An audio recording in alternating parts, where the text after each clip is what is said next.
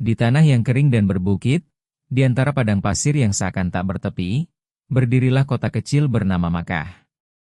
Di sanalah terletak rumah suci yang dimuliakan, Ka'bah, pusat ibadah dan lambang tauhid yang diwariskan sejak zaman Nabi Ibrahim dan putranya, Ismail, alaihi salam. Meskipun masa telah berlalu dan manusia mulai tersesat dalam gelapnya kesirikan, Ka'bah tetap dijaga dengan penuh kehormatan.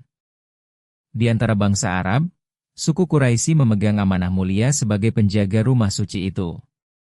Mereka dikenal sebagai kaum terpandang, bangsawan yang disegani, dan pemimpin yang dihormati. Di antara para pemimpin Quraisy, terdapat seorang lelaki bernama Abdul Muthalib. Wibawanya terpancar dari keteguhan hati dan kebijaksanaan tutur katanya. Ia bukan sekadar kepala suku, tetapi juga penjaga kehormatan Makkah, pelindung Ka'bah, dan pemimpin yang dicintai oleh kaumnya. Namun di balik kejayaannya, tersimpan sebuah kisah yang lembut dan penuh ujian. Dulu, ia pernah bersumpah kepada Allah, jika dikaruniai 10 anak laki-laki, maka salah satunya akan ia persembahkan sebagai bentuk nazar. Saat semua anak itu telah lahir dan tumbuh dewasa, hatinya bergetar. Nazar itu harus ditepati. Lalu ia undi di antara mereka, dan nama Abdullah, putra yang paling lembut dan paling dicintai, yang keluar. Hati seorang ayah pun berguncang. Ia membawa Abdullah ke Ka'bah, namun tangis dan permohonan dari orang-orang Quraisy menahan langkahnya. Mereka tak sanggup melihat pengorbanan sebesar itu. Lalu disepakatilah, nazar itu ditebus dengan 100 ekor unta, dan Allah menerima tebusan itu. Abdullah pun selamat, dan dari keturunannya kelak akan lahir seseorang yang membawa cahaya ke seluruh alam. Beberapa waktu kemudian, Abdullah menikah dengan seorang wanita suci dan lembut bernama Aminah binti Wahab. Ia berasal dari keluarga yang terpandang dan dikenal karena kesalehannya. Pernikahan keduanya berlangsung penuh keberkahan, dan suasana bahagia memenuhi rumah mereka yang sederhana. Namun kebahagiaan itu tidak bertahan lama. Abdullah harus berangkat berdagang ke negeri Syam. Aminah melepas kepergiannya dengan doa dan harapan agar suaminya kembali dengan selamat. Hari berganti minggu, minggu berganti bulan. Hingga kabar duka datang, Abdullah jatuh sakit di perjalanan pulang dan wafat di kota Madinah. Jenazahnya dimakamkan di sana. Aminah menerima kabar itu dengan hati yang hancur. Kesedihan menyelimuti hari-harinya, namun ia tetap tegar. Dalam kesendiriannya, ia mengandung anak dari Abdullah, buah hati yang kelak akan membawa perubahan besar bagi dunia. Malam demi malam ia lalui dengan doa dan linangan air mata, memohon kekuatan dan perlindungan dari Allah.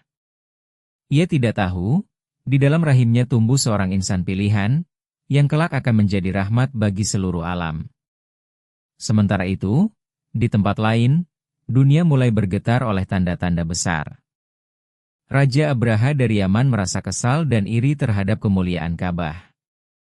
Ia telah membangun gereja megah di negerinya, berharap semua orang Arab akan datang berziarah ke sana. Namun ternyata, hati manusia tetap tertuju ke Makkah. Keangkuhan membuatnya buta. Ia berkata dengan sombong, jika mereka tidak mau datang kepadaku, maka aku akan menghancurkan rumah ibadah mereka. Maka disiapkannyalah pasukan besar, pasukan bergajah yang ditakuti banyak bangsa. Tanah bergetar oleh langkah gajah-gajah raksasa itu, sementara debu padang pasir menutupi cahaya matahari. Kabar tentang pasukan Abraha tersebar dengan cepat. Kaum Quraisy ketakutan, mereka tahu tidak ada kekuatan manusia yang mampu menghadapi pasukan sebesar itu. Mereka meninggalkan Makkah dan berlindung ke tempat yang aman. Hanya Abdul Muthalib yang tetap tenang. Ia berdiri di hadapan Ka'bah, menatap langit dengan keyakinan yang teguh. Ka'bah ini bukan miliknya, bukan pula milik sukunya. Ia berkata dengan tenang, Ka'bah adalah rumah Allah, dan Allah sendirilah yang akan menjaganya. Lalu tibalah saatnya. Pasukan bergajah memasuki pinggir kota Makkah. Namun tiba-tiba, keajaiban terjadi. Gajah-gajah itu berhenti dan menolak maju. Mereka menundukkan kepala, seakan tahu bahwa mereka diperintahkan untuk tidak melangkah ke tempat suci. Langit tiba-tiba menggelap. Dari arah cakrawala datang kawanan burung yang terbang cepat, menutupi cahaya matahari. Mereka adalah burung-burung ababil, utusan dari Allah. Di paruh dan cakarnya terdapat batu-batu kecil yang panas, yang kemudian mereka lepaskan ke pasukan Abraha. Seketika pasukan itu porak-poranda. Batu-batu itu menghancurkan mereka dengan ketepatan yang luar biasa, hingga tidak tersisa satupun pasukan yang mampu berdiri. Angin padang pasir membawa debu dan sisa kehancuran itu, meninggalkan pelajaran yang abadi. Tidak ada kekuatan yang dapat mengalahkan kehendak Allah. Tahun itu dikenal sebagai Tahun Gajah. Dan di tahun itulah, di tengah ketenangan malam di kota Makkah, lahir seorang bayi laki-laki dari rahim Aminah. Kelahiran yang membawa cahaya, yang menerangi dunia dari kegelapan. Saat bayi itu lahir, langit memancarkan sinar lembut seolah menyambut kedatangannya. Bumi terasa lebih damai, dan udara malam berubah hangat. Aminah menatap wajah mungil itu dengan air mata haru. Ia tahu, anak ini bukan anak biasa. Anak ini adalah anugerah, amanah, dan rahmat. Kabar gembira pun segera sampai ke Abdul Muthalib. Dengan penuh kebahagiaan, ia menggendong cucunya, mengelilingi Ka'bah sambil mengucap syukur. Namanya Muhammad, katanya lembut. Nama yang belum pernah dikenal di kalangan Arab, nama yang berarti yang terpuji. Saat ditanya mengapa ia memilih nama itu, ia menjawab, "Aku ingin agar semua makhluk di bumi ini memujinya."